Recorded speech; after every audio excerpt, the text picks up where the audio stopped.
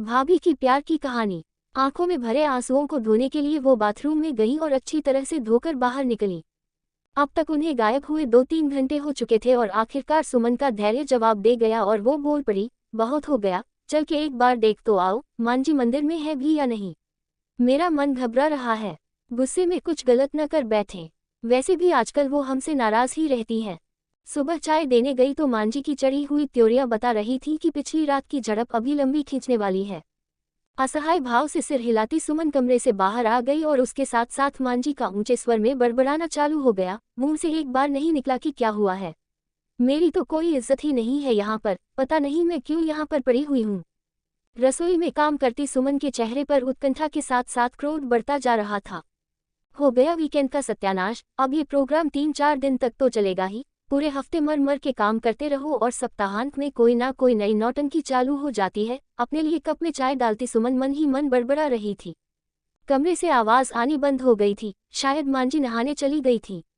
चलो थोड़ी देर शांति रहेगी, सोचती हुई सुमन ने गहरी सांस ली और आकाश को चाय देकर खुद भी बालकनी में सुबह की रुपहली धूप में जाकर बैठ गई। जब से बाबूजी गए हैं और मांझी उनके साथ रहने शहर आ गई है, उनके स्वभाव में अजीब सा परिवर्तन दिख रहा है। हर सीधी बात उन्हें उल्टी लगने लग गई है। सुमन कितनी भी कोशिश कर ले, पर मांझी कोई न कोई बहाना बनाकर खुद भी परेशान होती है और उन सबको भी परेशान करती है। सुमन और आकाश दोनों ही कामकाजी थे। 2 किशोरवय बच्चे थे, शिवाय और काव्या। दादा दादी शुरू से ही साथ में नहीं रहे, इसलिए साथ रहने का अभ्यास नहीं था। कभी कभार मिलना होता है, तब सब कुछ अच्छा लगता है, क्योंकि वैचारिक भिन्नता होने पर भी हर कोई सामने वाले को ये सोचकर बर्दाश्त करता है कि कुछ दिन की बात है। पर संयम और समझदारी की असली परीक्षा तब होती है जब परिवार काफी समय तक अलग अलग रहने के बाद एक साथ रहने लगता है। यही हाल अब यहाँ था। पहले जिन बातों से मांझी को कोई मतलब नहीं होता था, अब वो सब बातें एकाएक उनके लिए बहुत महत्वपूर्ण हो गई थी। चाहे वो सुमन का रहन सहन हो या आकाश का सुमन के साथ रसोई में हाथ बटाना, सब कुछ मांझी को नागवार गुजरने लगा था। बच्चे बड़े हो रहे थे और दादी से ज्यादा उन्हें दोस्तों का साथ भाता था। जिस उम्र में वो थे उसमें बहुत ज्यादा रोक टोक वो पसंद नहीं करते थे, इसलिए उनकी आए दिन दादी से ठनी रहती थी।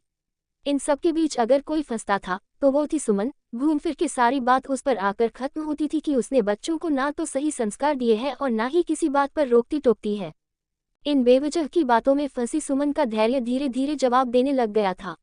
सबसे बड़ी समस्या थी नाते रिश्तेदारों का यूं जताना जैसे वो लोग मांझी के अकेले और असहाय होने का फायदा उठा रहे हैं। अब चूंकि वो उनके साथ स्थायी रूप से रहने लगी है, तो इसलिए उन्हें उचित सम्मान नहीं दिया जा रहा है। अचानक से अपनी आत्मनिर्भरता और पति को खो चुकी मांझी असुरक्षा की भावना के चलते बाहर वालों की बातों में आ जाती और कोई न कोई टिप्पणी ऐसी कर देती जो घर का माहौल खराब कर देती।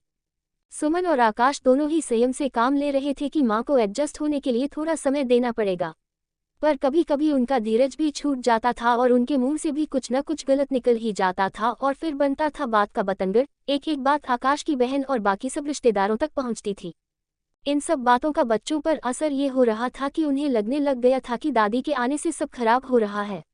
चाहे सुमन उन्हें कितना भी समझाती, किसी ना किसी बात पर वो दादी को उल्टा जवाब दे देते, बात और भी ज्यादा बिगड़।